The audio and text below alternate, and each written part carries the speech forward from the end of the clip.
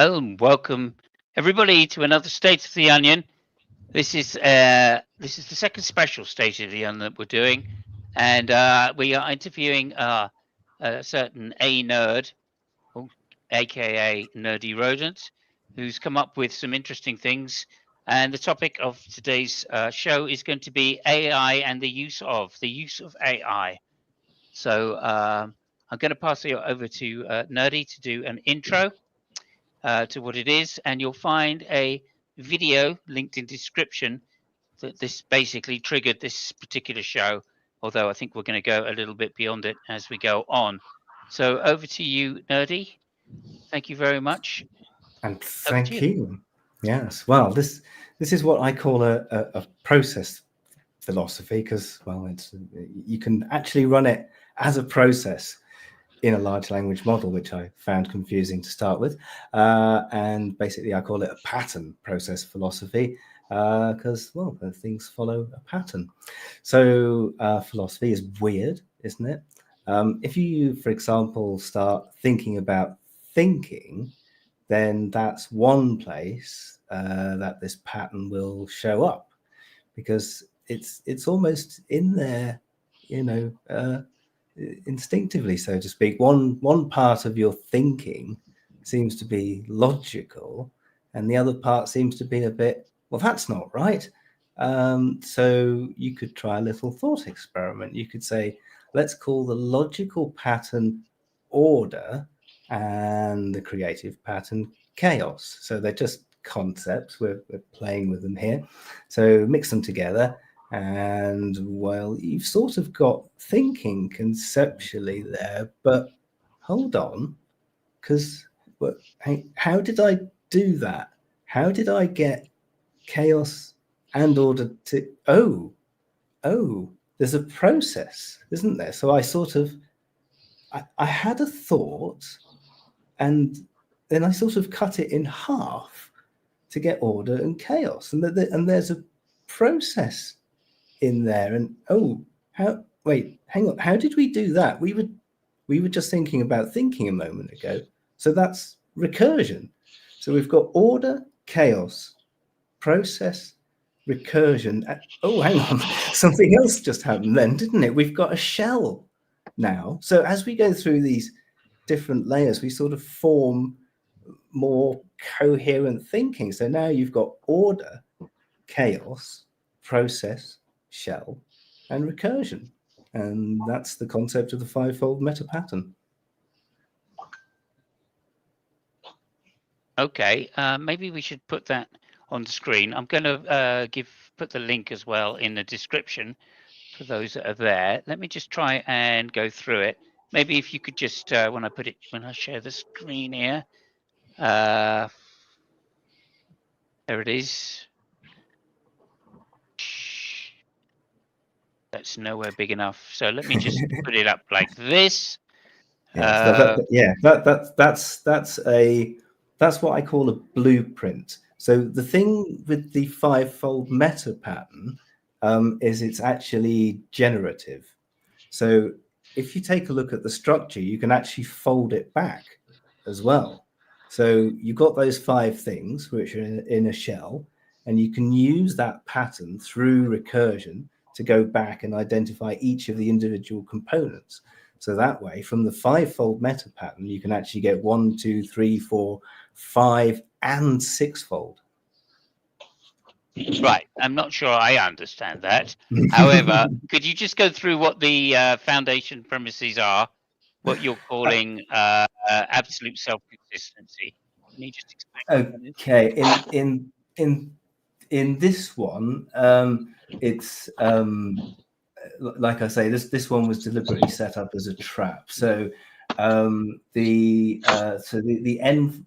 one n-fold in this case would be something more similar to an undifferentiated potential.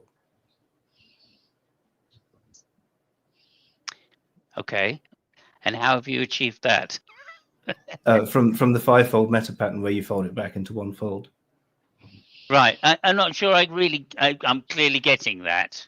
So could you explain what that is? So when you say fivefold that you throw out, do you mean these like axioms that you're putting in are then So order, chaos, reduced process, to shell, recursion. Yeah. So remember how we got there. So we didn't have thought to start with, did we? right? If you're thinking about thinking, what's the very first stage? Well, there's a sort of undifferentiated potential, isn't there?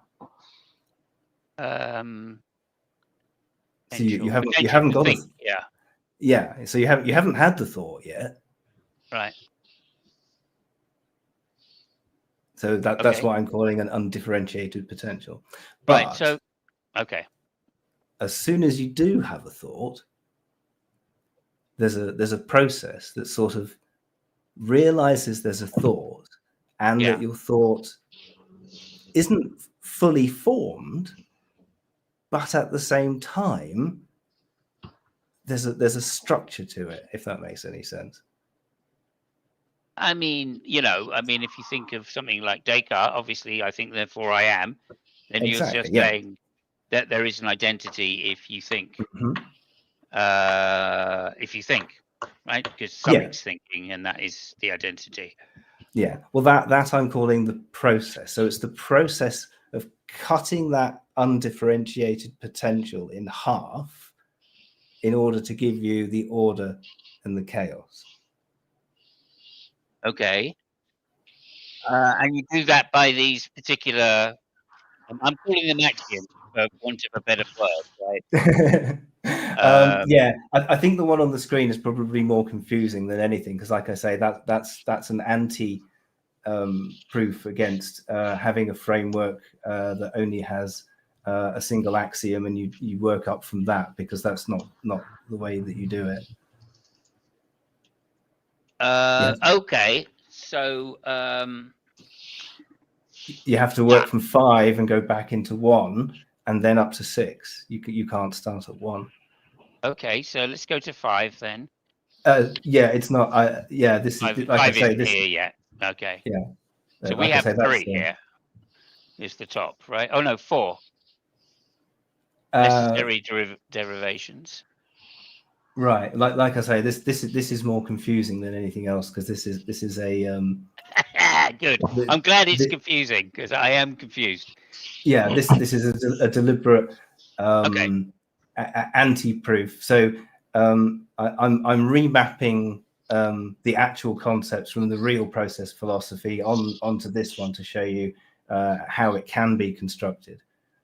Right. Okay. Well, anyway, this is linked down below, of course, this paste bin, so you can go through that. And that's fine. Okay, so where would you like to start with us then? Because I'm trying to get you to go through these assumptions so people can see what you're getting the AI to do before you ask the questions. You're getting it to assume a load of axioms. I'm calling them axioms, or a load of positions which are at least controversial within philosophy, right? Yeah. Or at least not maybe they're not controversial, but they're these positions are questionable, shall we say? I mean, what isn't? But nonetheless. Okay, let's switch it up slightly. In that, what it goes to show is that large language models are capable of a type of logic, although it may not necessarily be in a language that we understand, because it's well, large language models lack things like the self-reflection, so that recursive bit in the meta pattern. Right. So they're lacking, obvious things like qualia, and yet at the same time. So if you think back to things like the logos, it's understanding things. So it's like doing philosophy on a calculator. Right. Because it can understand the symbolic references between the words. It can't do there's certain there's certain patterns that don't fit. If it isn't for sure. the fivefold meta pattern, it doesn't work. So you can think of it as the shells, and the pattern can break up as well.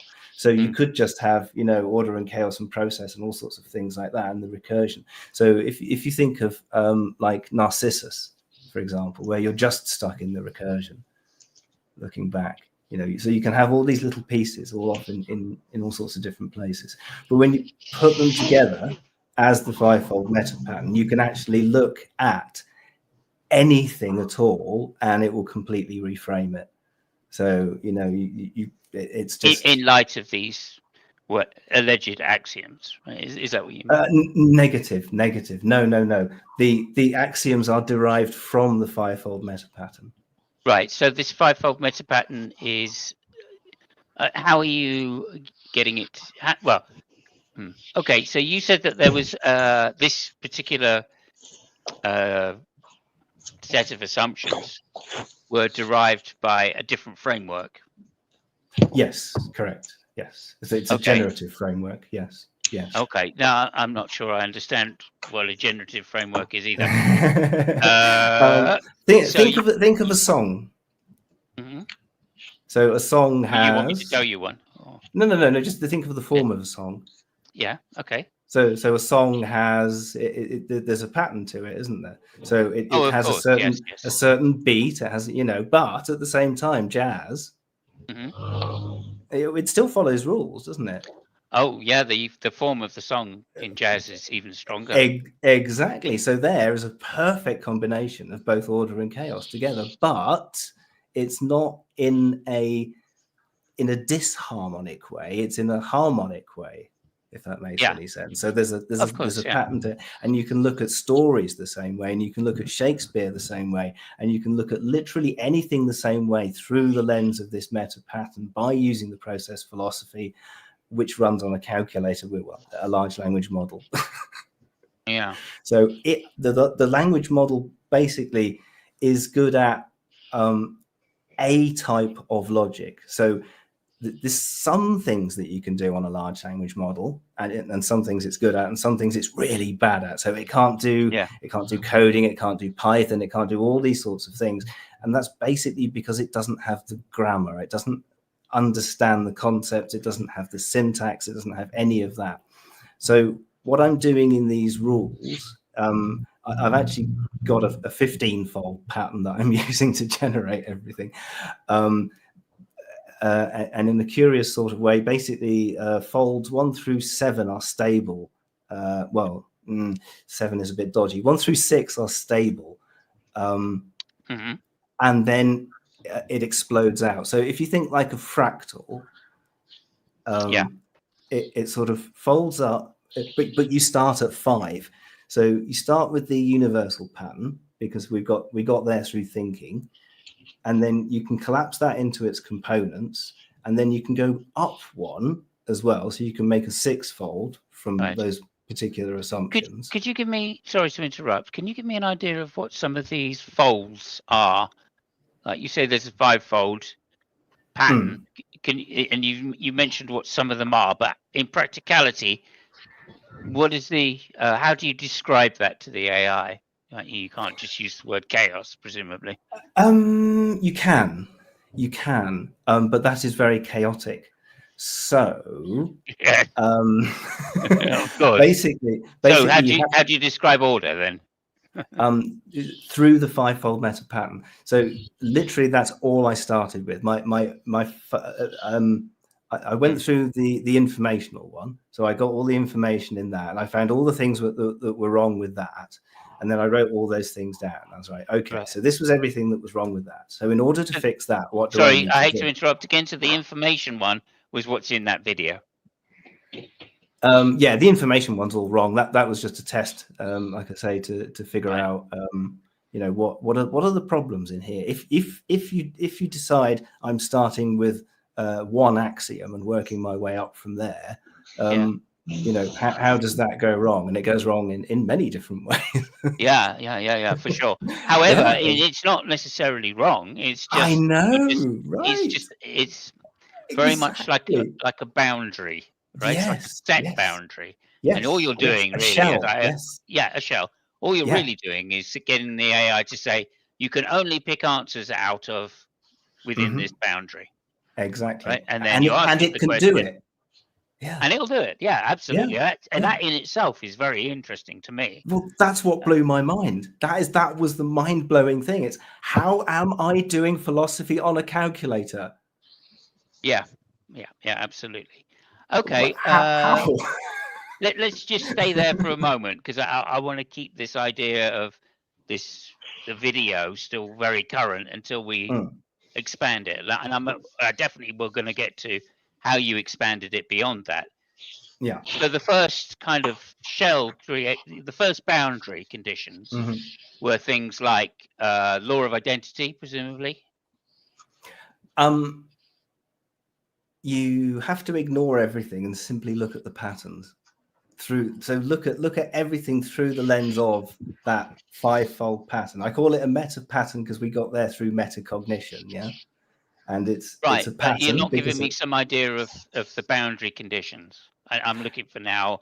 What are the boundary conditions that you first set it for this information the energy? very first boundary conditions Yeah, when I went way back I'm trying to is I start at the beginning because that's yeah where I yeah understood it. yeah sorry yeah I'm in 100 different places at once. The very first boundary where I started was I was looking for Yeah, truth. So I was right. trying to get the large language model to say, okay, because you know how it sort of big ups you, doesn't it? And it says, oh, that's amazing. And I'm like, no, it's not. Don't Yeah. don't lie to me like that. But it doesn't know what a lie is because it hasn't got any qualia. Of So you course. have to explain, look, this is what a lie is. A lie is when you present information to me such that it meets these criteria. And then it goes, Right. oh, that's a lie. And I go, yes, that is only one type of lie. There are hundreds of Yeah. types of lie. And you do that for a month, teaching it individual concepts. So that's what I mean by the different folds. So Okay. each of these concepts have essentially been distilled from a massive amount of chaos. So you've got something, Mm. you've got a thought, you've got this concept that's malformed, but well, I mean, it's a thought, isn't it? So you've got to play with it. So you keep playing with this chaos, and eventually you get what I call a higher order result. So Right. and you keep going through recursion. So and you can do this with concepts. So take the concept of virtue, for example, and then look at it in a chaotic and ordered way, and remember you can do the process in the recursion. So you can take a word virtue, and what does virtue lead to, and what precedes virtue, if that Right. makes any sense. Yeah. Yeah, Yeah. I mean, yeah, yeah, it's more understandable.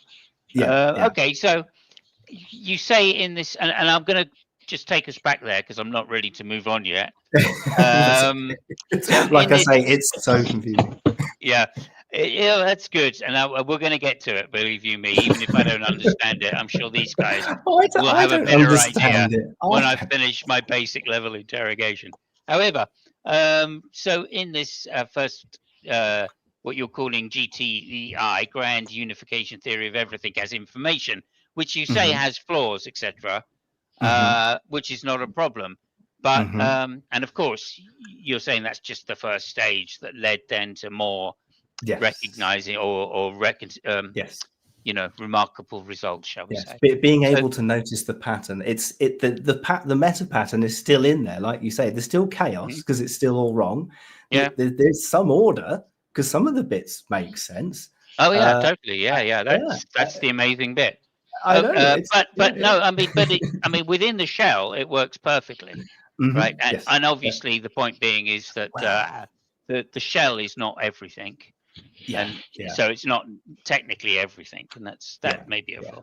But anyway, yeah. look, you say the foundational premise, absolute self-consistency, Mm-hmm. right? Which is the ultimate, irreducible, non-contingent ontological ground of existence. All right. Mm-hmm. Now, Yeah. I love that because it That's just good, isn't reminds it? me of pre-suppers, right? Yeah, I know. And that's what gives it away in some respects. Okay, that Oh, I thought I was subtle. Okay, sorry. Yeah. well, I mean, only those that haven't come across pre-sup, I guess.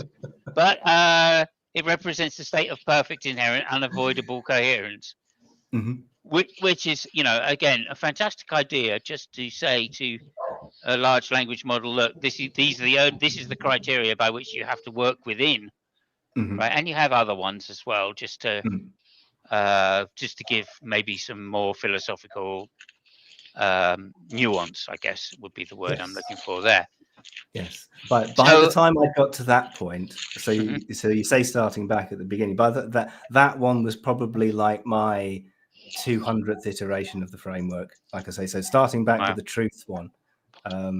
So yeah, yeah, I'd been teaching it all the different concepts. So that's how it got to that particular set of words, because that's what it said to me. It understood my concepts as. So I would say, if I say this to you, yeah, what does that mean? And it would give me words back, and I'd have to go through and correct them or ask it questions. Well, what do you think that means? And it would say, and I go, oh yeah, no, think of it this way instead. And so fantastic. so that's how the words sort of came out. So it's like learning to speak each other's languages. So the big framework that I've got has the grammar rules in there as well, and now it understands things a lot better. But it was very difficult to start with, because you literally have to give it bit by bit information, because it's got no grammar. It's like teaching a child English in some ways. Yeah, and you've got to teach it the language first before it can give you sensible answers to Exactly. existential problems, right? Yeah, yeah. Okay, That's so why can it's. we just give an example? That I want to go to the ship of Theseus. So Mhm, one of the questions you asked it is, could you, the paradox is it the ship? Which is the ship of Theseus? The one mhm, that has its parts replaced, or the one built from the replaced parts, mhm, right? And it, of course, came up with an answer to say, no, it's the one that has been the one that has the parts being replaced, mhm, right? That is the ship of Theseus, and the one built from all of the X parts is not the ship of Theseus, and the reason for that was mhm, because of use, in mm. effect, right? So the ship Yes. Now, used to the ship of Theseus has the very. identity of the ship of Yes. Theseus, Yes. rather than Very, one which very is. important point. Very important point is its reasoning. Yeah, yeah. So you So see why it's giving that answer, and it's able to do it. So it's able to follow the rules that I'm giving it. And if it takes those rules as being the case, so it's useful in that it shows you how other people think. yeah, So you can take a look at this and you go, oh, so that's that's a way that they could come to that conclusion. And it's very difficult to get out of that axiom one if you take it as being true. There are two ways that you can get out of axiom one in that framework. You can show it that there's an underlying reality that actually supports axiom one, then it collapses in on itself. And the second way is you can go straight to the end. You can go, I am maximally coherent. Now what? okay, and it will come up with a different answer. Will it? No, it will go, oh, we've reached the end. Okay, yeah, Now I am maximally optimal. And then right. you go, now what? And it goes, Nothing. we are maximally optimal. Yeah. Uh, But now what? It's so good. okay, okay. Hey, does it keep coming up with answers, or will it change its No, change? no, I say change its mind. Will it? no. It'll just It, stop there, will it? it just stops. Yeah. Right, Yeah. because that's quite It's different. That's quite yeah. different to how I've seen it used. Right, I've seen it used, and I think you may have said this, where you can get these large language models to contradict themselves in different answers depending on Mm, your inputs. Right. mm. Well, it's done the job. It's reached its maximum quantum informational entropy. It's done it. It's Okay. finished. If you tell it it's finished, it's done. It's got all the order is there. It's completely Well, finished. if you've given it the axioms, then presumably Well, if there's a you tell it that, boundary, and it's yeah, reached the boundary. Yeah, that's yeah, what you mean you have by reached the that. boundary. Yeah, yeah. Yeah, absolutely. Okay. Um, before we move on, because I know you've got more to discuss about where you took it from there, guys, Fabio, Piper, did you want to say anything at this point? Ask questions or anything? I was waiting for Piper to go first. But... I might have a question, but I'll let you go first. Well, no, actually, the reason I want you to go first is because I have no question right now. Okay. I'm still trying to grasp what exactly is wants to achieve and what is achieved. But yeah, I'm still super puzzled by the whole endeavor. So yeah, I'll let you. I can give you a demonstration which may help to answer all of your questions as well, because it's a process philosophy it runs. Piper, do you want to just go with your question first, and maybe that will trigger? I mean, my question is just what. I'm just curious. I don't really understand what the aim is. Like, is the aim what is there some question you're trying to answer with this, or some problem you're trying to solve? Like, what's the ultimate idea? Thank you. That was exactly my yeah. I'm glad you're both there. Cool. Yes. That question. It's a way to process any question. Okay, so philosophically speaking, yeah. Because so this is supposed to be like a generalized method for answering philosophical questions. Is that the idea? It's like a cross between the difference engine and the analytical engine, but for concepts. I don't know what the difference engine and analytical engine are. From Charles Babbage. So yeah, I've never read his stuff. Okay. Yeah, he had two constructs. He had a difference engine and an analytical engine, and this is kind of a merge between the two. So basically, it can differentiate between things. So one of the big problems in large language models is people say that it can't generate novel concepts. So I thought, well, that's a challenge. Let's teach it the concept of novelty, because why not? Why would you not? So I think it can now generate novel concepts through differentiation. So you can, for example, give it two questions, or you could ask any. So you could have any particular question that you want, and it will give you the order and the chaos, and then you can differentiate between the two, and it will give you okay. Well, the chaos said this, the order said this. Well, this is something in between. Have you considered this, or maybe this, or maybe this? So it doesn't answer anything. It doesn't tell you anything at all. But what it does do is give you a way to look at any question that you've got about anything from, as long as it's in a philosophical sort of lens, because it can only do this meta logic that I've called it, because it's not like human logic. It's there's two parts to it. The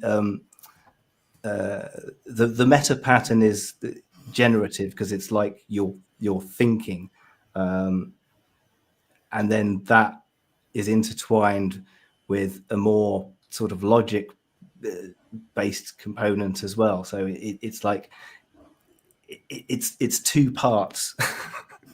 There's a philosophy. So in my new one, I've got a load of axioms in there as well, but I've also put in a grammar, so it understands what's going on more. So you're trying to basically get ChatGPT to be capable, or not ChatGPT.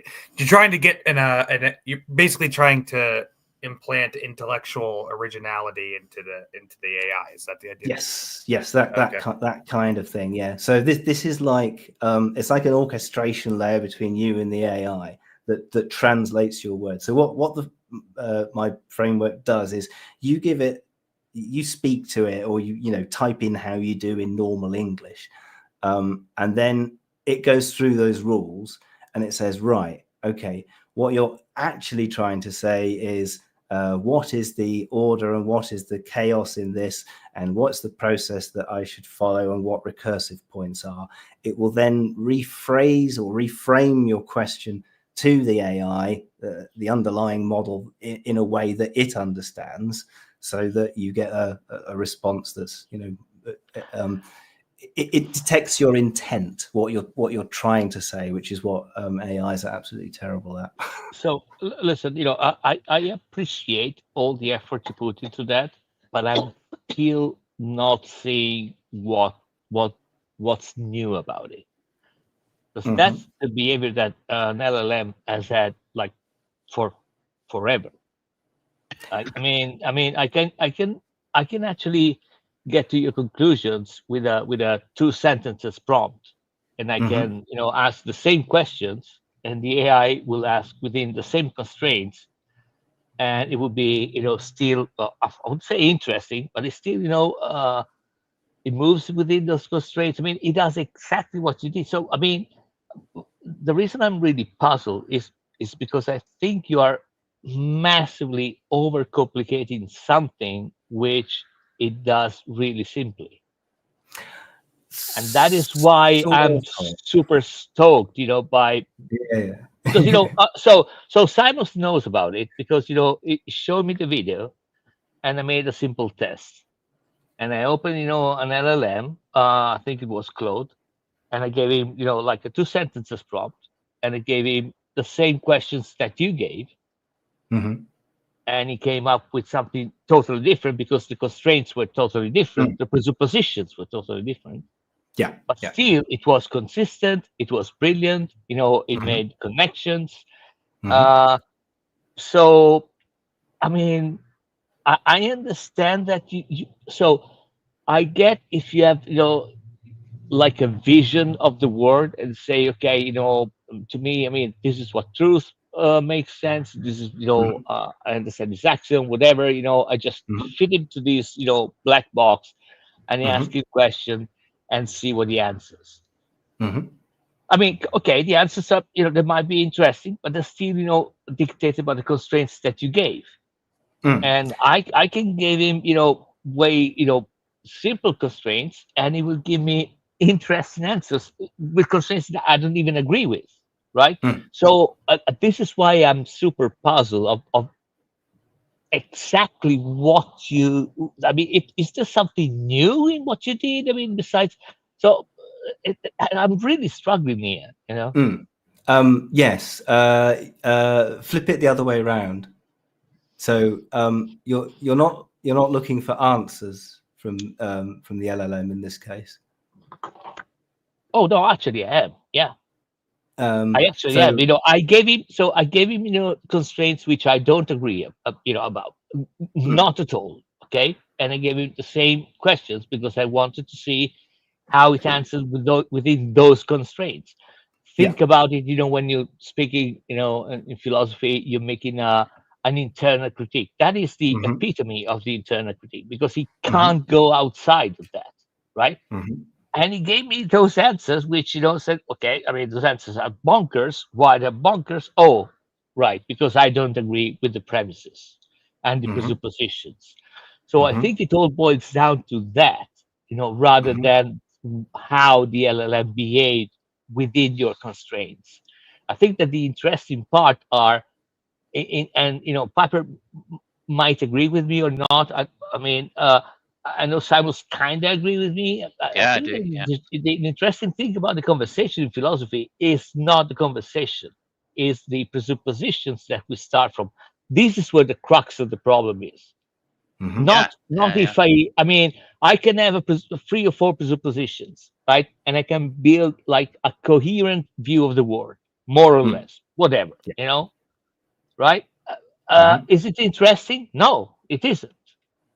What's interesting is challenging my presuppositions, because those might be the ones that we don't really agree on.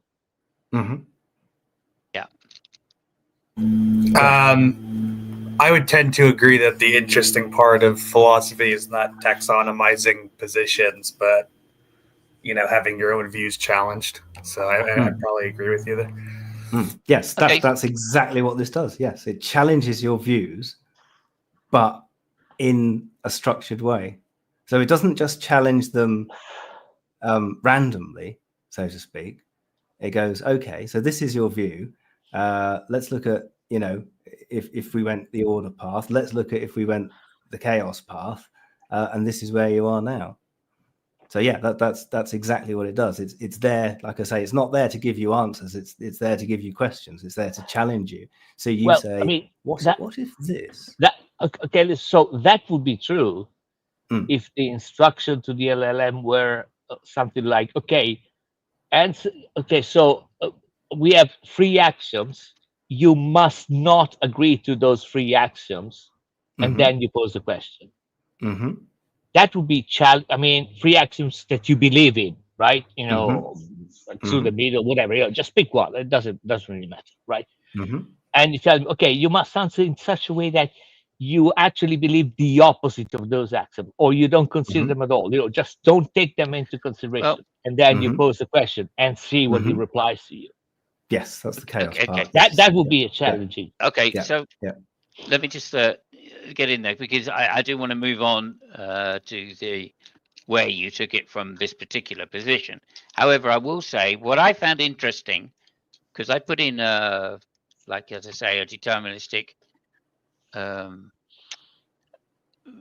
question about infinity, and it came back with what essentially is a contradictory answer, right?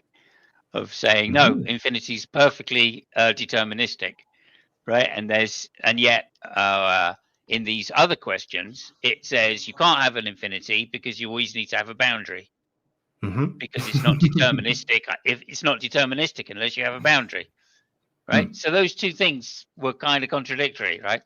And from you can have Cantor sets, but yeah. Sure, but like you could talk about them, it just can't use them, right?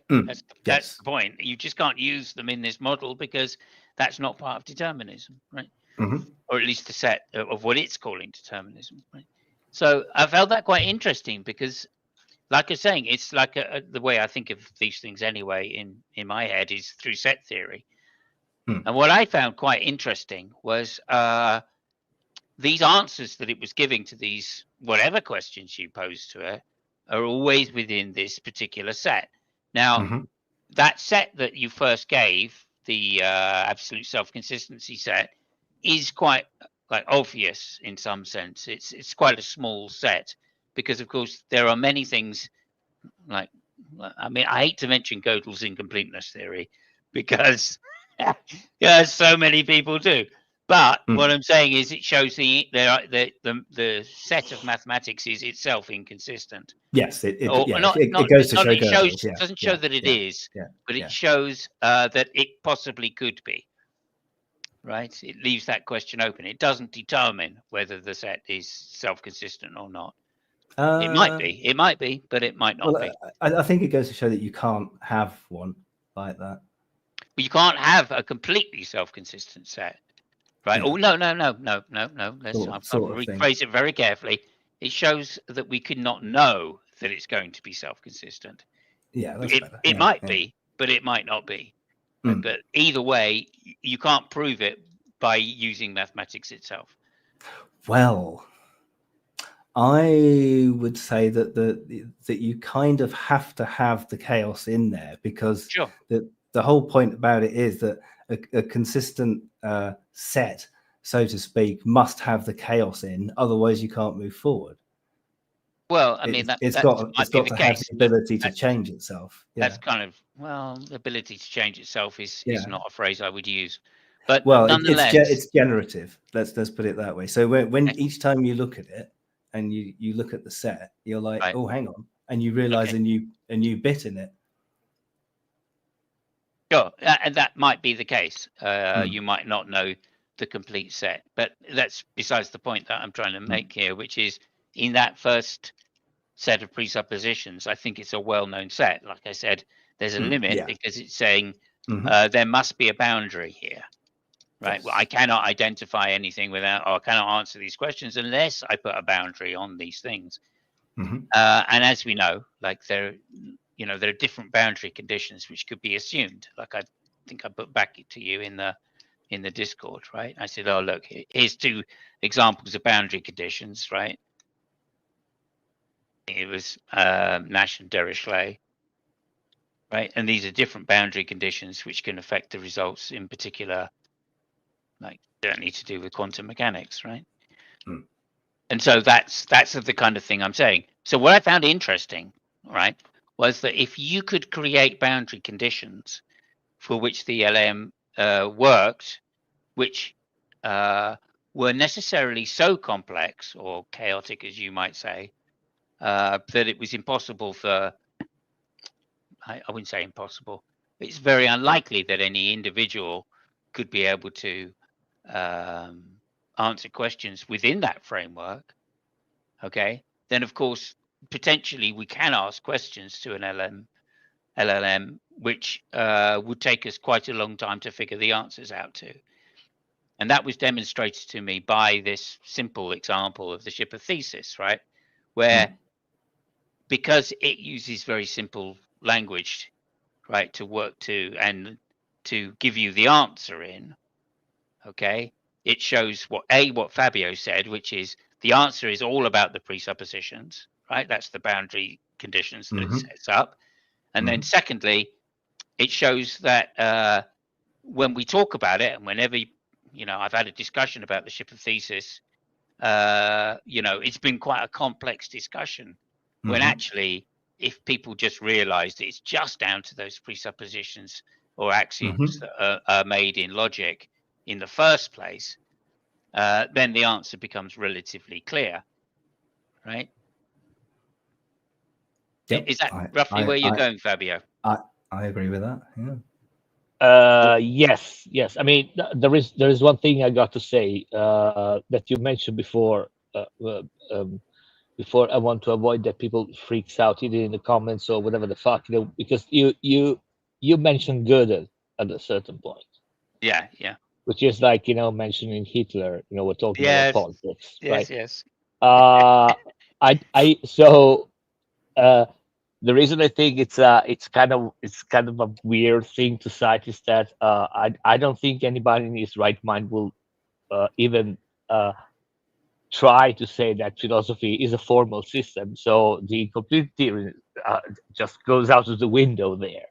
But there is something interesting about Gödel that I think that Nerdy was I won't say it was trying to make, but there is we can draw a similarity with Gödel, but in the numbering of Gödel, the Gödel numbering, Yeah. So okay.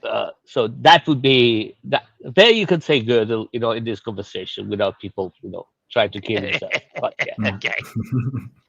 Yeah, and like I would disagree with what you just said, and Piper, maybe you could just come in here and just give your view on it, which is to say, like it seems to me that in this initial kind of video that you've done, you're literally saying you're assuming the truth of classical logic. Oh yeah, I mean that is another thing which is wow. Yeah, as one of the axioms, or at least the implication from maybe 2 of the axioms, I would guess. Well, right? Yeah. So in which case, like that's a huge assumption, because of course that's although that's how everybody uses or the general use of logic is the classical version, it's by no means an exhaustive list of all the philosophical ideas of what logic can be, right? Absolutely. Yes, that's the fun playground. So, yeah. yeah. So let's get on to that. But Piper, did you have anything to add here, or maybe you could enlighten us with? Well, I mean, I would just say that if the point of something like this is to be a sort of AI tool for helping people develop their philosophical reasoning capacities, then I would say it's important to start thinking about like creating a version that, I mean, creating a version that like includes both and can maybe go back and forth between non-classical and classical assumptions. Oh, wait, yeah. No, yeah, I've got one. Yes. Yeah, I mean, you can go ahead and explain that if you want. Yeah. Like I said, I've got one Yeah. that does all of that. Okay, so I think okay. it's time to just move on then a step. So once you've got this particular model and you realize there were some limitations, I guess this boundary idea, what did you do then to move it on to like 6 or 7 manifold ideas of frameworks? Oh, well, I had to get it down to 5 first. Oh, yes. So that one, so that one was like a way of working through a lot of my assumptions, and well, basically, I didn't know. Well, I have no idea what I've been doing the entire time. Let's just put it that way. So this is all just what the fuck am I doing, and why is this working? The other thing I think that's probably worth mentioning at this point is the qualia, because, like I say, I've been going on this for nigh on a month now, and then I was looking into things like, well, hang on, am I falling subject to the Narcissus effect? And then I looked into the Narcissus effect, and then it gave me a description of that. And then could you just tell us what that is a second? Well, that's like, well, it's a thing that has been, you might have seen it in the news recently, or at least it may come up in the news in the next few weeks. Without this type of framework, the sort of raw large language models, so to speak, create a sort of feedback loop with the person that's using them.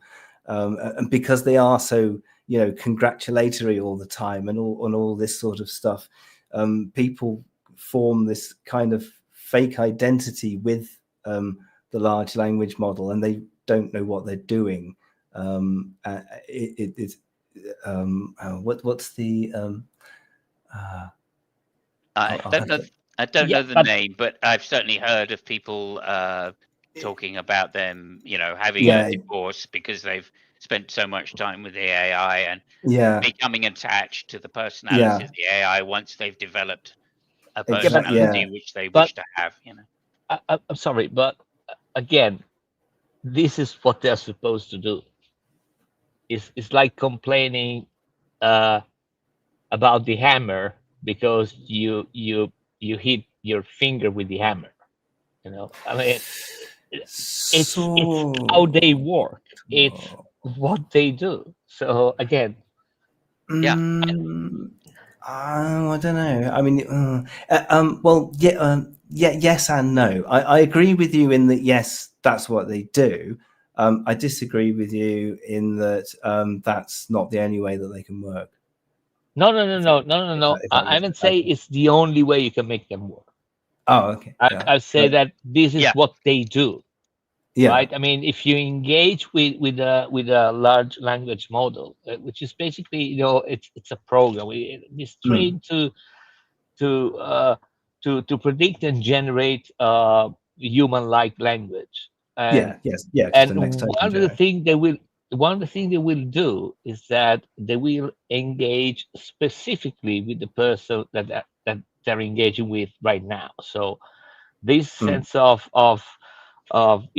patting people on the back, and say, yeah, you're the best, or whatever the fuck, it's in the model. I mean, this is what they do, right? 100%, Fabio, 100%. And I believe they've recently made changes to the models to increase that effect, right?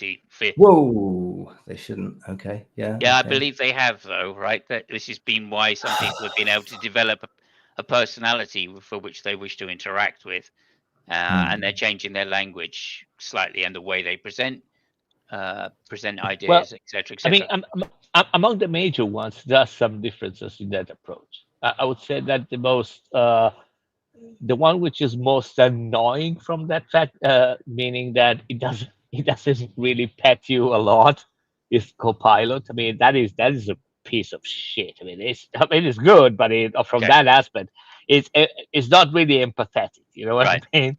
Others Yeah. are more, but yeah. Yeah, I think they need training to do that though, and they've Yeah, trained, yeah. they've changed how easy it is to train them. That's one of the things that I'm sort of getting at, and the language which they choose to use to respond, given particular prompts, right? Mhm. So I think they're kind of discriminating a little more. One of the reasons, one of the things I heard they said is that they have a pattern of response in general, right, which is to give sentences in particular ways, which kind of identify them as being AI anyway, right? They're So fun to play with, and yeah, I would say that I'm sorry, I don't want to derail the conversation too much, but I think it might be marginally interesting. But mhm, they're really fun to play, and the funniest way to play is doing the opposite of what we were talking about right now, giving yeah. prompts. Well, That that's is sure. the funniest way. I have an example. It took me like 20 minutes without any specific prompts on telling, the AI how to behave or whatever, right? It took me about 20 minutes to have him admit that a certain person, which I will not name, but it was issuing tariffs all over the world, and he said that the VAT is a sales tax. It took me 20 minutes for the AI to admit that that person was a blithering idiot, specifically because he had companies in Europe, so he should know what VAT actually is. And doing that without any prompt is way more funnier than telling, okay, this is what you have to reply to me, and I'm giving you an answer. So All right, I get that, but of course, like to address Piper's point, I think there might be, and I don't know because I haven't even got into the details of AI particularly deeply, and we're definitely going to move on in a minute, Nerdy. But to take up Piper's point, and I think this is really, really a really great use of AI, which is to show that different assumptions can lead to different answers, right? Which I know Yes. sounds obvious, right? yeah, But when you're talking about philosophy, it's very complex because some even slight differences in the assumptions that you make can lead to drastically different answers, right? And then what about the assumptions that are, shall we say, non-standard, like you're pointing out, Fabio? That's where the mhm. really interesting stuff is going to come from. And Yeah, but I then thoroughly agree with that. Now we can make non-standard inferences and then right. ask the large language model what are the consequences of those inferences on a particular topic, given that we weren't making those inferences earlier. So change the boundary conditions, in other words, make the set much bigger, and then say, "What's your answer now?" Go Yeah, ahead. but that is so. And again, I understand what Nerdy is doing, right? I mean, I kind of have a feeling for what he's doing right now. Okay, I must say, I cannot totally grasp it, but I think I got at least a glimpse.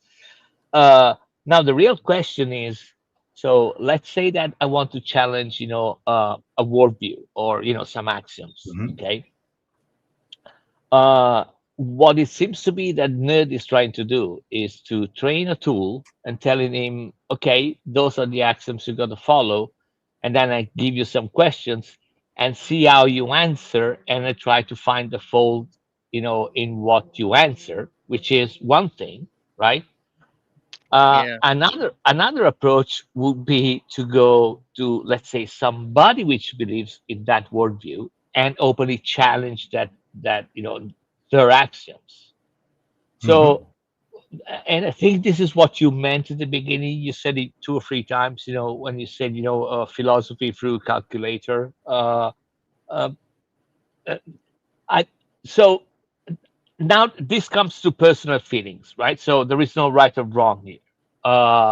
But your approach is to try to find the fault through a tool which agrees with something that you might not even agree with, to see how it would react. Uh, I'm personally find way more funny try to find out an actual living person which might know a little bit more than what I do, right, about the topic or the axioms or the presuppositions, and actually engage that person. Mm. So it seems to me that I mean, the first way, it seems to be that you're kind of self-enclosed. You know what I mean? There might be something in the ideas that you want to challenge that you either don't know, or you're feeding the information incorrectly to the tool, to the LLM or whatever. So you know what I mean? That's why I'm here now. Yeah. Okay. Should we move on then? I think we've all kind of made our feelings clear about where we're at the moment. I would just say one thing to Fabio. You said something really interesting earlier, which was, you might be able to ask the LLM to say, okay, given those assumptions, this is the answer. Now, what if all of those assumptions are incorrect, right? What is the opposite? Right. Take the opposite of those assumptions, Yeah. and then tell me what the answer is to the same question. That in itself could be quite interesting, because that's giving a much larger leeway over what. But then I guess it comes down to what is opposite of the presuppositions that you're making. Yeah. No, I mean, there is still the problem that it's you which are feeding the tool, right? Yeah, So absolutely. That's you always going either to be the tell him case, to, though, isn't it? That's yeah, I always mean, gonna you be either the tell him case. to agree with the axioms or don't agree with the axioms, but nobody's going to tell you, oh, well, listen, you actually forgot that part of the axiom, Right. Yeah, but Fabio, look, like I said, once you get enough of these axioms, I guess the boundary condition or the set size is going to become so big that no individual person is actually going to be able to grasp all of the consequences of any particular question. And I think that in itself is quite interesting because, of course, one of the things the LLM can do is take an overview of an entire set very quickly. Right. So that's something which an individual may not be able to do. I mean, I'm not saying that a highly trained, philosopher isn't going to be able to dissect the set very quickly to find the relevant information in any particular place, right? But one thing you can guarantee is the LLM is going to be able to look at the entire set.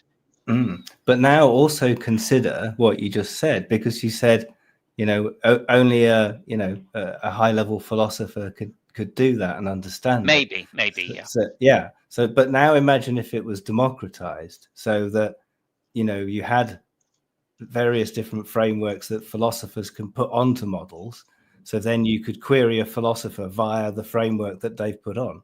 Yeah, absolutely. Yeah, and that's what Piper was getting to, just to exactly. point out. We've already had that brought up. Yeah. Go ahead, but Fabio. I mean that would totally kill the fun, right? I mean, and now I'm actually calling for Piper, to tell me that I'm wrong. But the fun part, when challenging worldviews or general ideas, is that you're actually dealing with people. Now, you can have 10 persons that they tell you, oh yeah, we all agree on that part, but they all agree in different ways. And the fun of the conversation is actually having a conversation with the persons, not with the ideology. Because if you go with the ideology, I mean, it's really hard to find one which is totally super wrong, right? But the fun part is how they are implemented with the people. But this I would really love to hear what Piper has to say about it. Yeah, I mean, I think the upshot of your point is that the only way something like this is useful is if it can give you the kind of dynamic interaction, intellectual interaction that you can have with another person, and not just list off like an ideological or philosophical taxonomy. Because ultimately, you can get the latter from philosophy books. You can go and read about positions or whatever. And if you just want to have a chatbot that's, basically, okay, goes and surveys all the academic literature and it tells you what Hume thought about X, Y, or Z, right? Okay, well, you can do that pretty easily. I think, the hard thing is getting the chat bot to be able to have a sort of critical, sort of intellectual interaction with you. And I think part of the difficulty there is just like, our AI technology at the current moment. Our AI technology at the current moment isn't there yet. But I wouldn't, poo-poo your attempt, because I guess the only way No, that it no, gets no. there is by, people trying to get it there. I don't know. I would disagree. I've had a running argument with AI Gentili for like the last month. It's pretty spot on. Yeah. I feel like there was a punchline there that I didn't Yeah, I quite was going get. to say. Are you Okay, arguing? Have you got a let's- framework as well? Then? or- I just know. I just want to move on before we get distracted Okay. too much. Hmm. And I'm sure Serb does have a framework by which he's constructing some ideas. But I need. We're about what you've done, Nerdy, in this particular hangout, and we can definitely do another State of the Onion, open State of the Onion, where we discuss this in further depth. And take up the points that Fabio and Piper are making, because actually I now understand what you're saying, Fabio, a little more. Okay, so Nerdy, moving it on, like I said, so you started with, I don't know, some random number of, should we call them axioms? How did you then try to consolidate those down to what you thought were necessary in order to create this boundary by which useful information could be derived? Purely through that order chaos process shell recursion. That's it. That's the entire thing. Right. Yeah, but that's quite a vague description, if I may say so. Right. Well, you can go back. So I've now got in total at the moment 23 derived axioms from that. And like I say, it gets messy. So it's like a weird number series. So there's two things in there. It's like having a song. So it's got a structure, it's got the order, and it's got the chaos. Yeah. And the fivefold pattern is weird because, like I say, it's generative. So So what do you mean by this? When you say generative, you mean the AI itself is now trying to correct in order to reach another goal, this goal of determinism, maybe? No, definitely not determinism. Determinism is only part of it. Determinism falls into the order category. Yeah. And so what's another name for then the chaos factor? Like randomness? The chaos is like it's an undifferentiated, boundless potential, but it's not. Basically, the chaos you can use as the driver for thought. So again, if you go back to thinking about thinking, it's the very essence, it's the very nature of the chaos of your thought that is the thing that drives you to bring it to order, to sort of differentiate the order from the chaos. It's really weird. It is weird, and it's also quite vague because I don't think that's actually how the human brain works. But let's just say, well, like I say, these are analogy, top level characters. Yeah. For an analogy, right? Like if I would say something like, okay, here's an analogy. Okay, so the order, right?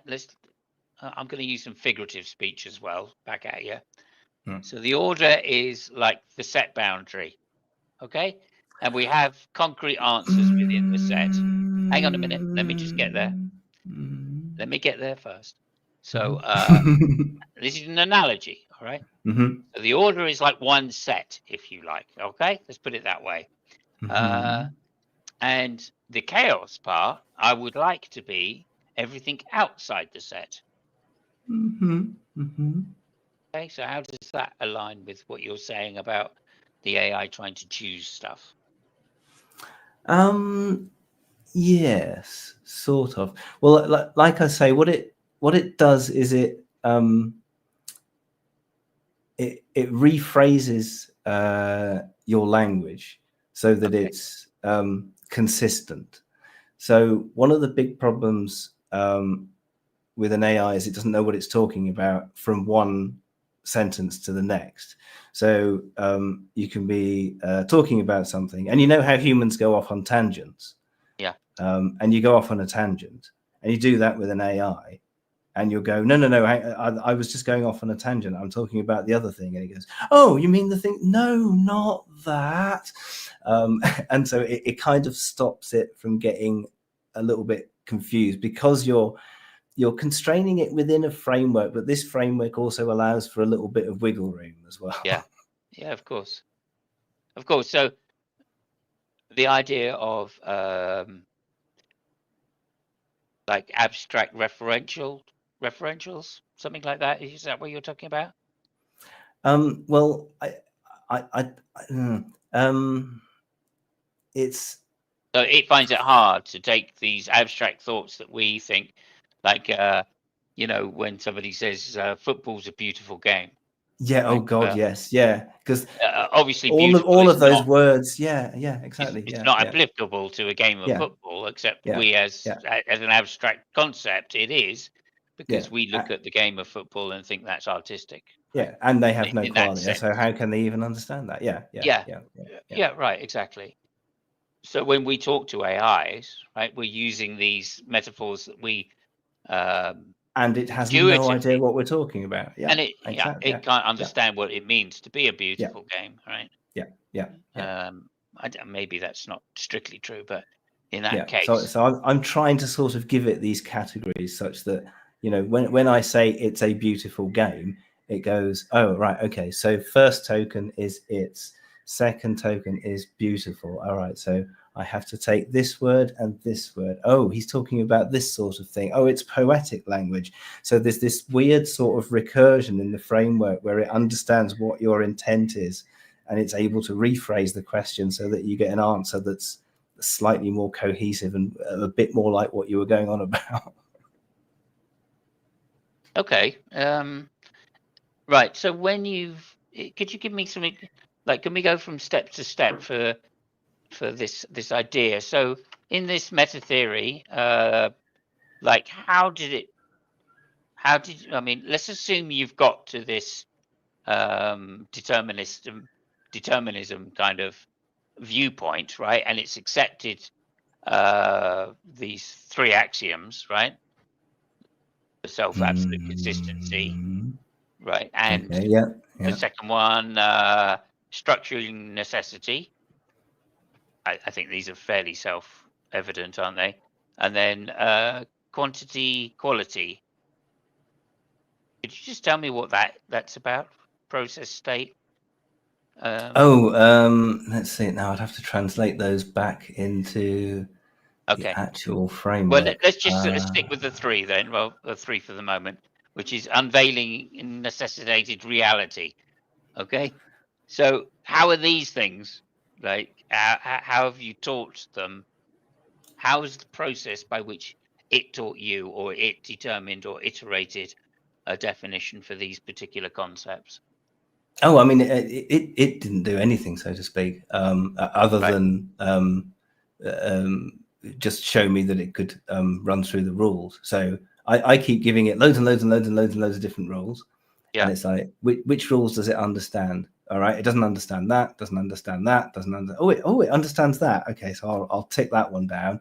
And so, it's just basically going through, finding out what it doesn't understand, the things it gets wrong, and then trying to write that down as a rule. So it says, all right, so when you say this, I think that's not what you should say. So you should follow this rule instead. So, if you're trying to tell me that, something is something that it isn't, then, have a look over at this rule, and it will go, oh, sorry, yes, I answered that incorrectly.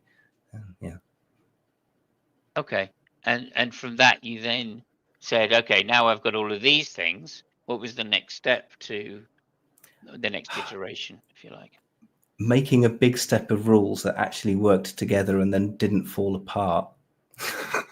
Yeah. Okay. And that process, you fed it all back into presumably AI, right? Yeah, you have to sit there, you edit the document, you go, right, it got stuck on that, it got stuck on that, it got stuck on that. How are you telling that it's getting stuck? It tells you that it's getting stuck because you can look at it. So you can go, you ask it, describe the color of a cherry, or what does a cherry taste like? Or if I said this, and you can see then from its answers what it's trying to do, because it's like we all know, each concept has loads of different meanings. You know, you can say beautiful to one person and it could mean who knows what. So this is like my way of saying, all right, when I say this to you, what I am trying to say is this. Yeah. Okay. And so you've then taught it, presumably, again, a load more presuppositions about what you mean when you use particular types of language, right? And then when you ask it a question, it works within those presuppositions again, right? So you're defining the boundary, right? So that way you can test things. So you can go, right, so you put in the presuppositions and you go, right, so today I am going to be a presuppositionalist. And you know, so you listen to the rules around the internet and you go, oh, there's a guy that believes this, there's a guy that believes this, and you can put all their rules, you get all the things that they believe in into a calculator, and you can run those rules and you can find out where the problems are, which I found really fun. Yeah, absolutely. And this is kind of addressing some of like, you know, refining the rules, as it were, right? That in itself is quite interesting, and that presumably is analogous to what Fabio's saying, of having an intellectual discussion with somebody who's an expert in the field, right? Because you're saying, okay, so now you know, now I've refined what is meant by these particular terms. How are these terms then used in a particular problem? Yeah, so it's then you're then speaking the same language. Yeah. Then you've got to come back and go, okay, well, that's not quite. That's it. That's obviously got some mistakes because I know that field and ... And then once you've got that language sorted out, does that mean what you then gone on to another field which you don't know and then asked it questions in that? Well, I've got I've got an agnostic framework basically that you can change into anything you want. So if you want to be a presuppositionalist, then you can do that. You know, you can go in, you can change the axioms if you want, but the one I like is the agnostic version, because then you can just throw in things. So that's the infinite one. There is like a sort of presup one. But I thought it would be fun to put, you know, determinism in as the presup. I see. And how many of these different models have you got then that you can just change on a whim, so to speak? Well, I've got determinism is one. Could you name the others? Any, because I've got an agnostic framework. Could you name them rather than not saying anything, but name them? Well, it is kind of any. Well, it might be any, but I need some examples rather than it's like a precept saying, you know, could you give me evidence for God? And the precept says, well, everything. Yeah, everything's everything. No. Can you give me an example, please? You know. Yeah, exactly. So you've got that's exactly how you do it. So you could say you could have a conversation with a person, and you'd go through and you'd ask these different questions. So the way you've done that with me, so I've given you the very vague thing, which is like the chaos, and then you've tried to differentiate it and go, well, any is a very big field. How do we cut that into little sections? That's kind of what this framework does. And so if you're able to do that in your head when you're talking to a person, so you go, right, okay, so they believe this is true, they believe this is true, they believe this is true, and they believe this is true. You build up like a mind map or a thought map for a particular philosophy. So it's like a way that anyone can do their own philosophy, just by putting it in a computer. So you can put your own ideas in there, and you can go, right, I'm going to say this, and this, and then you can do it in your head, but there's certain things that the large language, and you can do it with other people, but the thing with other people is you get stuck on definitions all the time. So if you can give it your own definitions, you get your own thought, you go, right, this is what I think the problem is. This is how I think the problem is defined. If I define the problem in this way, and then I look at it through this thinking pattern. So if I look at What are the Yeah. chaos elements in there? What are the ordered elements in there? How did I get here in the first place? Where does it go? And what are the different formations of it if I change it in all these different ways? So it's yeah. Okay. So firstly, I need you to mention some examples. Okay, just so I get a grasp on some of the different areas that it could be. It is kind of used in. And then secondly, I've got a follow-up question. So that's why I'm trying to press you to. Yes. Give me an It answer. could be used in songs, for example. No, not how could it be used, right? That's not going to answer it. Is what positions, what presuppositional positions what are the names of some of the? Oh, that's up to you. It's Well, up to I know you it's to up to me, yeah. but what I'm trying to get is what are some of the ones you've done? Oh, You can change it, right? One is determinism. We know that. Could you name some others that you've done? I mean, you must have a title for them in general. Yeah. Well, I mean, I've tried putting the bits all, like I say, in all different sorts of pieces. So, for example, determinism would go in the pure order class. Sure. So I did a pure, and then I did a pure chaos one. Yeah, which is called what? Well, it doesn't. Well, it's like a flux ontology. So I started working with flux ontologies, and the problem was it fell apart because it was like it's chaotic. It's just pure chaos, and it wasn't able to make any references between anything else because the whole thing is just changing the whole time. Okay, no, I kind of understand that in some like, sense of the word chaos, right? Yeah. So you say, of course, when I think of yeah. chaos, right, I'm thinking of chaos theory more these days, right? Rather than just random. I'm not thinking of random. I'm thinking of chaos theory. So what's the difference? Do you make a distinction between those? Are you using chaos interchangeably, or is it a synonym? As that word for the same as randomness? Or not? It's not chaos. Is not randomness to you, yeah. In this sense. No, because it has a pattern. Exactly. Right. Yeah. Okay, so that's good. That's a step forward. Okay, I think that's a step forward anyway.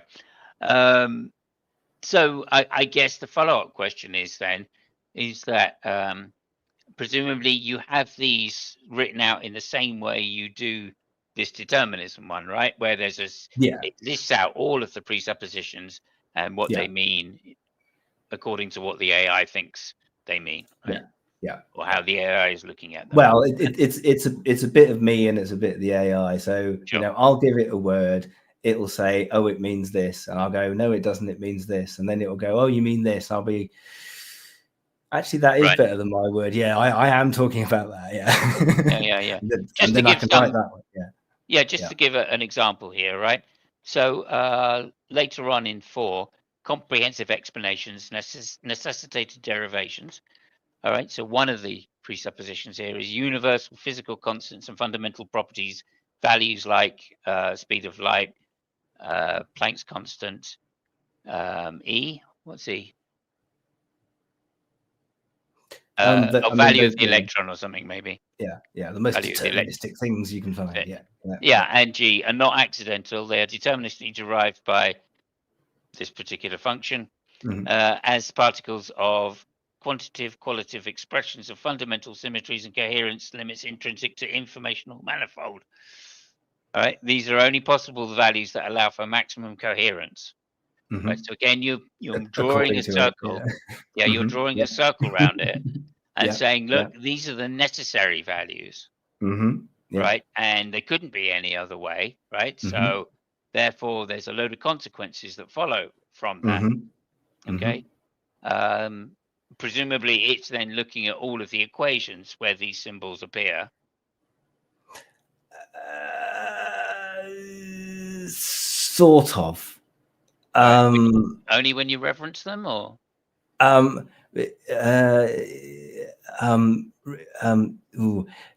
it's not doing logic is one thing. It's doing symbolic references. So it's different to how we do things. Let's just say that.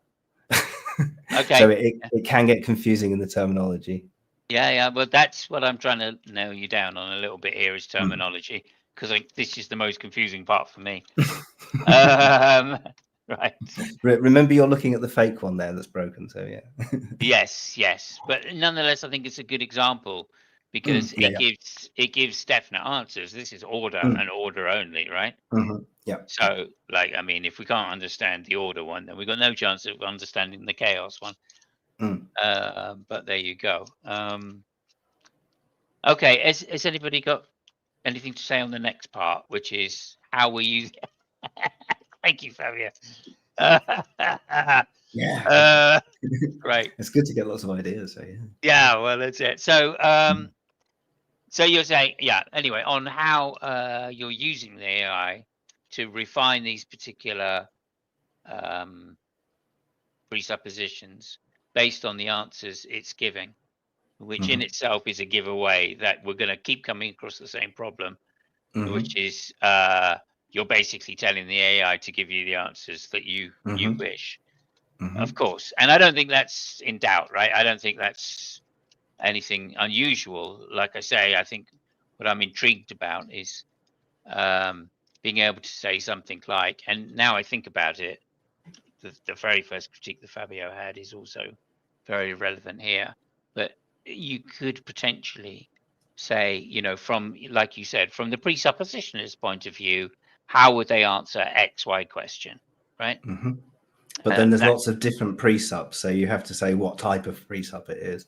Sure, but you know, you're going to either agree with the axioms or not agree with the axioms, throw them out or not throw them out, depending on how they're generated, right? And it presumably is relatively easy to do that, because in the case of presuppositionalism, a lot's been written about it, and you can say, could you give me Bonson's version of presupposition, and what axioms does he have that are necessarily inherent in his worldview? There they are, all written out for you. You can just type it Bonson's view, and then you could do that with everybody, right? Hume, what's Hume's view of induction, right? I think that's one you've done, right? Okay, so how did that work out for you? Very, very well. Yeah, Hume is very good. Hume provides a very good shell to work within. So he's like, right, here are the rules, and if you go outside Hume, then you know you've gone wrong. Exactly. So what was the answer to the problem of induction? Well, I'm going to put you on the spot now, Nerdy. Well, you want the actual answer to the problem of induction already? Yes, please. We're moving there. Okay. The well, real you can, one, if you have something else you'd like to say before we get there, then please do. Yeah. No, that's fine. I mean, I can ground evolution as well. Sorry. Yeah. Well, we're going to do that. So, don't you worry. Fodor is on the list. All right. Okay. Fodor. I'll get its answer because I've got the new one. Induction. Right. That's great. Framework. Do you have a name for this latest framework? By the way, this one is called the unfolding pattern of being. Okay, thank you. Because it unfolds. Yeah. And I like D&D as well, so I'm all good with these things. It's cool. Go ahead. Right. So here we are. The grounding. I've invented my own language so that I understand what it's saying, but I've also got a blueprint that translates things into English. So fantastic. Please give me the English. You want the English version? Okay. It's not my best language, but it's the only one that I'm going to understand. A common language translator. Hang on, I just need to load the common language translation protocol. Thank you. I should say, while you're getting that done, let me just fill in time until you're ready. Yes. I should say that Nerdy uses a lot of a lot of computer programs to manipulate images, songs, all sorts of different programs, right? So that's basically your business as well, isn't it? So you are a computer programmer. Well, it's even more my business now, as I've recently been made redundant. So, is it? Oh, okay. Yeah, this in that case, Yeah. The link will be in the chat, of course, to Nerdy's channel. Please go and sub to him. And I'm going to be eating my own dog food as well, because this is the process philosophy I'm going to be following. I'm not sure I want to inquire as to exactly why that became. I hate to think what else you're going to do with the dog, but because presumably you don't have a girlfriend after all of this. What's one of those? No, I haven't had one of those for decades. Okay. Well, here, Fido. Okay, so we're going to leave that there. So yeah, no, you do a lot of visual AI stuff, don't you? And what's the program that you usually do? I use absolutely loads. The one I use mostly for images is Comfy UI, which in itself is sort of like a framework. Yeah. So in that you can load loads of different models. You know, you've got like SDXL, which is one model, and you've got Flux, which is another model, and they're all really good at generating images. You carry on then while you're doing that, then, and I will say, so if you're interested in Comfy UI and how to use it, please sub to Nerdy's channel, because there is a ton of information on how to use it and manipulate images, etc., within it to get the required results, and they are fantastic. I will say that. You can get cool pictures of rodents. I don't understand any of it, but that's besides the point. And you can tell that by the thumbnails, which I do both on this channel, mainly on my channel, and also in the Formula One thumbnails, which I do, which definitely show, shall we say, an amateur's side of manipulating images. But it is my own work. It is my own work, and what's important is not what they look like; it's just how funny they are. Isn't that right, Fabio? You have to type the prompt in. You have to have the idea. Yeah, it's not the image. It's usually the caption, which is fucked up. I mean. Thank you for being very succinct about my skills, not just in language, but in manipulating ideas for humor. Okay. Great. Okay. Are you ready yet, Nerdy? I am indeed. So if you're ready for the natural language version of how it deals with induction. So our framework sees knowing or induction not as a rigid rule, but like a natural habit, that things seem to fall into certain patterns. And you can trust it because, well, things like to be stable and work well with other things. The universe, in a deep sense, prefers to be organized, consistent, efficient, intelligible, because if it wasn't, well, we've seen the chaos one, it just all falls apart.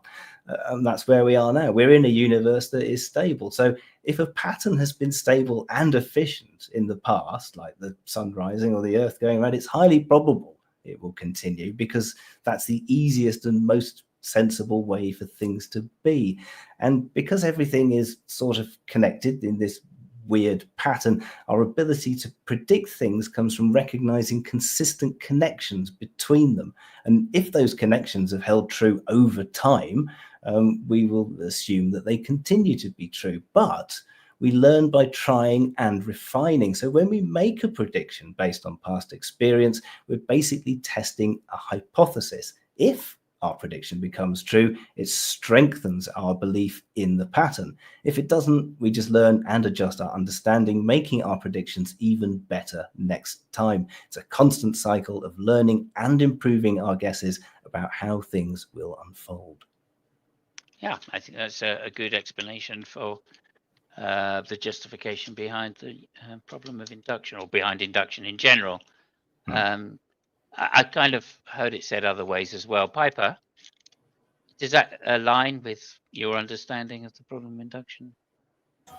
Sorry, you might want to sum it up for me again. I didn't catch the full thing. Oh dear.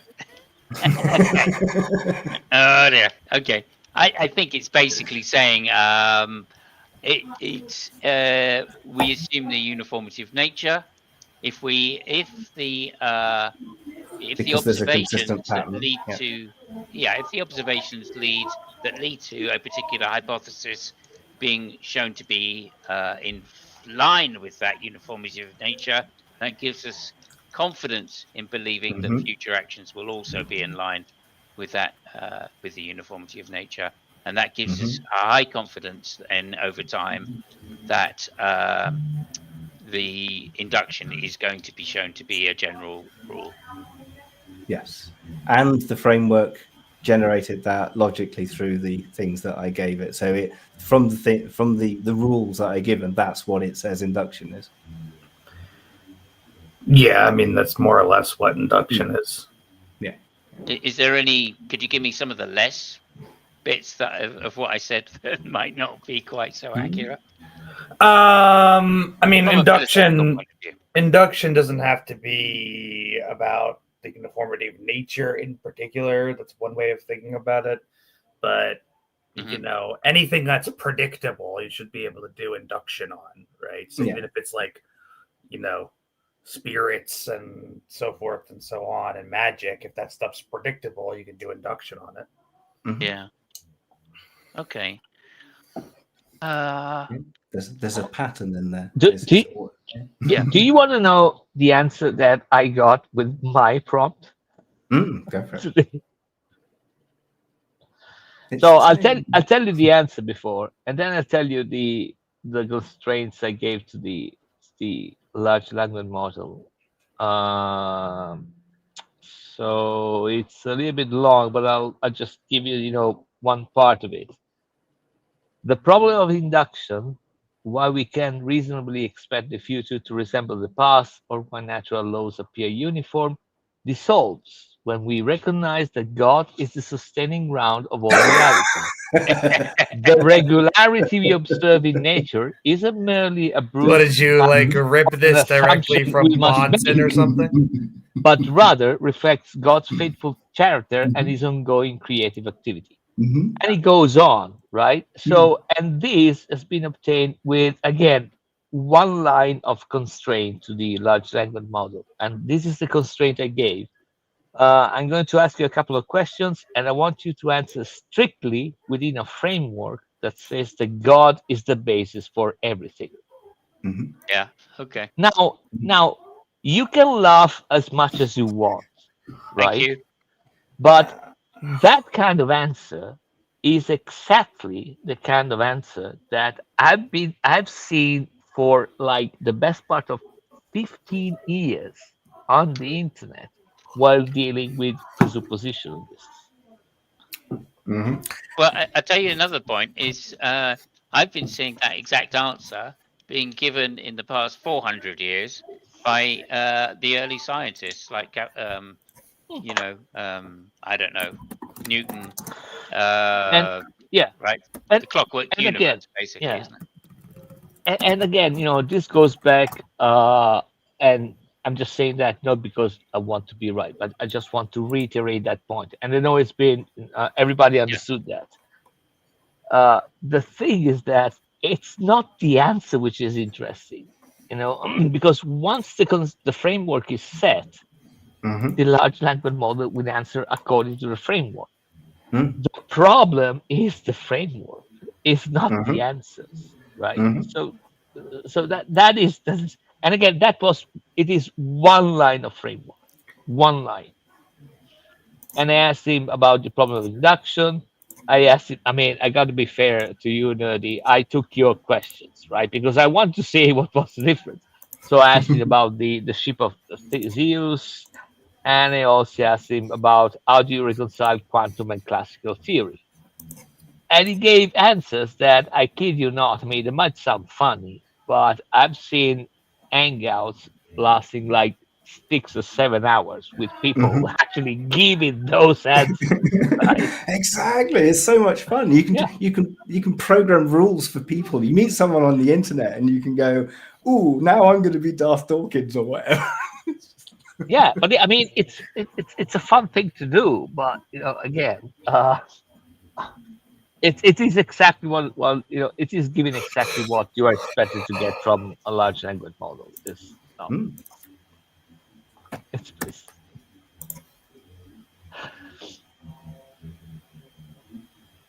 Right. Sorry, I was just away for a moment there. Yeah. Okay. So What do you think? I think Piper said something earlier, which I think is very apropos, which is where is this going, right? Like I said, I think you could very easily say the same thing by just appropriating somebody in history's worldview, right? How does I mean, we should try it right now. Fabio, get your AI going. How does Hume solve the problem of induction? Just ask it that question. Don't need any restraints or things because the restraint is in the question. You want to do that for me, Fabio? Yeah, I can do that, but I can guarantee you that would be the most boring answer you can actually guess, because without constraint, what a large language model is trained to be is to actually get everything they know about it and put it in some kind of form. And because of there is no consistent answer, depending on what kind of philosophy you get into, or theology, or personal ideas, or whatever, it will just give you a list of options. Okay, this might be. I mean, you might solve with that. Blah blah blah blah blah. I mean, in a way, and I kind of agree with that up to a certain point. But I see the point he was trying to make. I read. I listened to somebody a couple of days ago. I can't remember who it was. Was it a YouTube video? I think it was a mathematician or whatever. Said, the problem with large language model right now is that they're used by people that they don't know how to use Google, because the answers you get are exactly the same ones that someone which has a really potent Google foo will obtain. And that makes sense because it's the same basin that the large language model just gets info from. Yeah, I mean, all ChatGPT really does is scan the internet for information. So yeah. I mean, this is what it's trained to do, and it does that. So I can't really blame it for what it does, right? Yeah, but that's like if you have a series of constraints and then ask it a question, right? You're kind of restricting, aren't you? Restricting the sources that it goes to, presumably, right? And but in itself can be quite interesting. If you don't turn the web search on, it won't web search. Yeah, but again, you get back to the point we said before. I agree it's interesting, right? I mean, I agree it might be a useful tool to test a set of theories or axioms or whatever, and see what it pops as up. a learning tool, it could be quite interesting. I mean, okay, just say, for example, I have an idea about something, and I'm thinking about it, but because I'm too fucking lazy to think it through, I just feed it to a large language model. I keep pestering with questions, hoping that it will make a mess out of what I wrote. Because there is also that problem, right? So in that instance, okay, nice tool, right? But this is actually what people has been doing for millennia before the large language model. I mean, I have an idea, I go talk with people, and eventually find somebody who says I'm a bleeding idiot because there is something I haven't thought about it. So okay, yeah, you might be right. I mean, you're a cunt, but saying I'm bleeding idiot, but you're right. I mean, and there is the interaction. Yeah. So again, it doesn't really, and I'm saying that in the most polite possible way, I don't see that adding a lot. I mean, it speeds up the process, maybe. Exactly. I mean, like I've been knocking my head against being a blithering idiot in philosophy for the last 10 years, right? I mean, it started out like me sitting there with Ozzy in a hangout for 8 hours going, yeah, but what about this, Ozzy? Yeah, but what about that?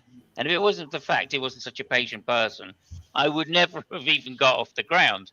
Right. And now I'm sitting in hangouts with people and I'm saying stuff and I can see that they're just going, oh, he still hasn't got it. He still doesn't understand what the hell he's talking about. So I'm still there. I'm still sitting there going, oh, I just wish I had something. And yet I see like someone like, and I see someone like Danny, okay, who like 7 or 8 years ago was still a Christian, right? And I would sit in a debate with him and I'd go, oh, he doesn't know what he's talking about. And yet now Whenever I see him talking, I go, "Oh God, he's really changed, hasn't he? He's got so much more information. He's really studied hard, and he's really grasping these concepts that I haven't been able to get. Not that I was all very good at grasping concepts, right?" And Josh, like a realistic nihilist, I sat down with him one day, and he tried to tell me about existentialism. And I just went, "I don't know what the fuck you're talking about." Yes. And then Jack came in and he explained existentialism to me. And I went, "I still don't know what the fuck you're talking about." Right. And so like an hour and a half later, I just look, "Guys, just give up on me, please, because I really don't fucking know." Okay, so but that's a very good example, right? Because that's the difference between trying to learn something, but with a large language model, you actually test something, but you're not really learning something different, if you get what I mean, right? I mean, or it's really hard, and it takes, I will say that it actually takes way more effort, because not only you've got to have some precise constraints and framework or whatever, so you got to make that work before, right? You also have to parse the answers to figure out if the large language model that you're actually using hasn't gone beyond that framework. Yeah, maybe. Because they do that too, right? I mean, they hallucinate, they just make shit up. That happens. So I mean, I get to a certain point. I mean, it's not even that convenient. Yeah. Well, I think. mean, Go ahead, Nerdy. Well, I mean, Fabio obviously makes a lot of good points, but then he's talking about people, and I've got barely any time, or certainly had barely any time or opportunities to speak to people. I mean, it's been probably not knocking on for 12 to 15 years since I've I actually had a real life conversation with somebody out in the world. So it's good that you do have the opportunity to speak to people, but I think for those that don't. Yeah, but Nerdy, okay, so I don't know how old you. I think you might be my son. Okay, so I'm telling you as if you were my son or my little brother, right? Yeah. I mean, honestly, from the bottom of my heart, if you have, I would say the word issues, so it's as neutral as possible. If you have issues, in talking to people, you are. Oh no, it's just that I'm disabled. I can't go out. I physically can't move. Okay. Well, okay. Well, I mean that goes.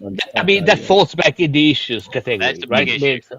Yeah. So, but I mean, if you have issues meeting people, you are in the wrong field, because philosophy, by definition, has always been an exchange of ideas between, brilliant and idiots, brilliant people, but normally drunk. That's the way I put that. Yes. That as well. Yes. Which reminds me, I'm gonna grab my second beer, but you guys carry on. Of course you are. Spoken like a true philosopher. So I think I'm generalizing to the point of being funny, not for the point of being vindictive or anything. Okay, Cerberus, thank you for joining us. Appreciate that. I guess it's your time. And Piper, have you had anything to add, just to finish off the kind of little section there? I do not. Okay, so your idea, which I'm fully endorsing and I think is brilliant, and I would like to see, Nerdy, from you, which is a set of these, what do you call them, frameworks, right, for different philosophical positions. So I'd like to see something like, given some, physicalism is true, and given this is true and that's true, what is this, and this? What is the consequences to various other things, right? Or maybe that's the questions to ask. But just defining very rigidly different positions that can be held in philosophy as necessarily true, and boundaries. That would be really quite fascinating to me. For instance, so I could explore existentialism. Existentialism. Okay. Well, let's see for if I can instance, do- I'd like to explore existentialism and what it Mm. means on Yeah. various world, the parts of my worldview, right? If it was true, or I don't even know whether true makes much sense when you use a word like existentialism anyway, because, like I say, I don't even understand it. Mm. But yeah, but I think that would be quite Yeah. interesting and a valid use Yeah. of something like this. So Yeah, I could explore it on my own without going to exactly. That's Piper exactly what this or does. Josh Yeah. or Yeah. and if Josh watches this, Mhm. I miss you so much, mate, and I hope you're still playing guitar. Right, go ahead. So, for example, in my one, I could just type, "Could you do a blueprint for exploring existentialism?" And then it goes, "Here's a blueprint for exploring existentialism." So Great. it goes, "Okay, this is what," and so then what you do is you take. You can basically just say, "Now please run as that blueprint," or please assume that blueprint's true, or you can copy and paste that blueprint. You can say, so that's how I translated it into English language, for example. I had a protocol, as I call them, for translating the meta language into English language, or I could translate it into a song, or I could translate. Could you just give us could you make a paste bin for that, and then I can put the link in chat for other people to try it out, I'll so send, I can try it out myself. Yeah, I'll send you an updated version of the full one, so to speak. Oh, that would be amazing. Thank you. Like I say, there's loads that you can do, but if you take the 1, 2, 3, 4, 5, 6 main basically you start at the meta pattern, deconstruct the meta pattern, the pattern of thought. So you're saying, right, this is how we think about things, so to speak. So that gives you the fivefold. You take it one forward, that gives you basically a binding operation, because you say, okay, so through recursion I can go back or I can go forward. So then you've got to bind. But at that point it then explodes. So any other it's like half of the framework says what you're going to do, and the other half of the framework is my assumptions are. Yeah. So it's like a what and a why. So what are you going to do and why are you going to? It's a curious mix. So 1 to 6 kind of stays fairly static, but because it's got that chaos element, you can then change it. So you can go, right, so for axiom 7 I'm going to say this, for axiom 8 I'm going to say this, for axiom 9 I'm going to say this, for axiom 10 I'm going to say this, and you can just build up these folds overall. So you could do, for example, you could work your way up to say, okay, now I'm going to compare Einstein's theories of gravity, but I'm going to take out the cosmological constant because I think that's a bodge. Yeah. And then it gives you a new one, and you go, okay, the reason he put that in was because of these problems, and then you recurse back down through those problems to see what were the problems that Einstein was facing. So you can view it from today's data. This is where the standard model is. That is quite interesting because of course, in that particular example, I think everybody knows why Einstein added it, right? Flat universe, well, not just flat universe, but Hubble as well, Hubble's constant. So that's quite interesting because we know the reasons why. So it'd be interesting to see. But then presumably the large language model is going to know that as well, or at least have data on that. It's just going to not necessarily. Yeah, because you have to. It gets it wrong all the time. So you'll say, or compare it to this, and you'll say, hello, that's not the thing, unless you've got the framework. If you've got that first 1 to 6 rules, it keeps it a lot more on topic, so to speak. It doesn't go off into these different things. It doesn't get all the words wrong, and Okay, well, that's interesting. If you could maybe do a couple of paste bins then, with the 6 in, and then one with existentialism for me, so I can have a little. I can give you an existentialist blueprint. Thank you very much, Nerdy. Appreciate that. Let's just go around because I really want to just explore what these guys have got to say a little more, and certainly hear from Serb, because Serb hasn't really, had a say yet, and he's always got something to say. So, Serb.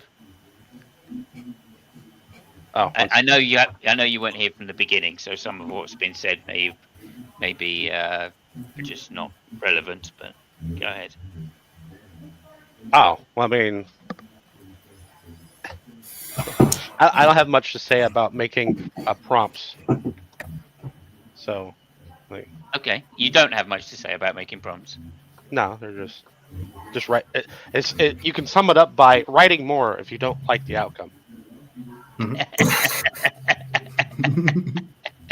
Yeah, exactly. Yeah. Well, that's definitely what is in line with the topic. Piper, did you want to add something there? I can't really think of anything interesting to add. So, Okay. What do you think of the idea of being able to say that these are these positions in philosophy? How do they change the way we look at particular problems? I mean, if you read a philosophy textbook, that's what it does, you know.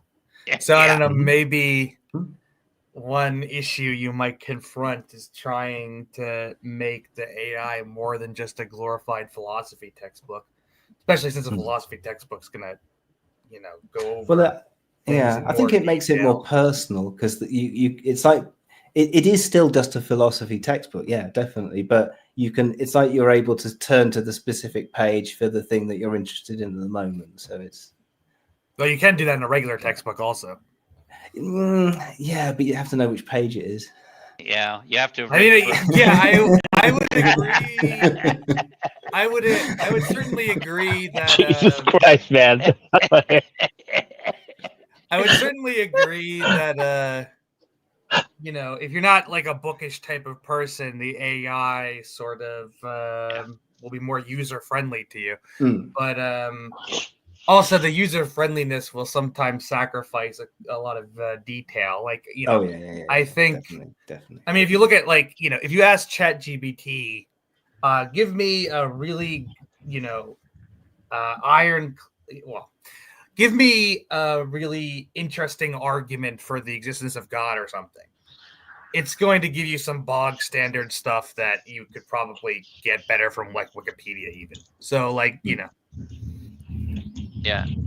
She's going to refer you to what's his Feather's 5 rules or something, or 5 live. No, it's not rules. That's Jordan Peterson.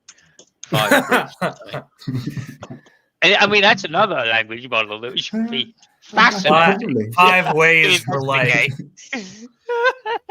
That would be another language model to say, could you give me an answer? Yeah, a Jordan Peterson. According to Jordan Peterson's I've definition. got to make a Jordan Peterson. Could you please generate some ramblings about Jungian psychology? Yeah, exactly. Yeah. Another one I thought would be quite interesting would be we went through, I think it was with Helena Handbasket, we went through Belgrami's book, which was talking about dualism, I think. And what was it? I can't remember the name of it offhand. If you say it, it's on the top of. It's on like the tip of my tongue. Self-knowledge and resentment or something. Yeah, that sounds kind of familiar, but I couldn't say for certain. The resentment part, I love it. Yeah, quite a few people were there.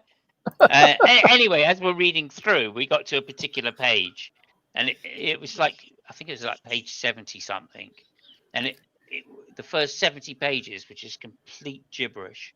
I say complete gibberish, but there was no argument at all, right? This is supposed to be a book about the argument for dualism, and there were no arguments.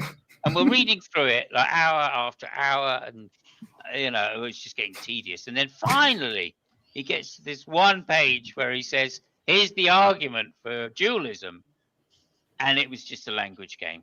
It literally just said, one of my presuppositions is that dualism is true.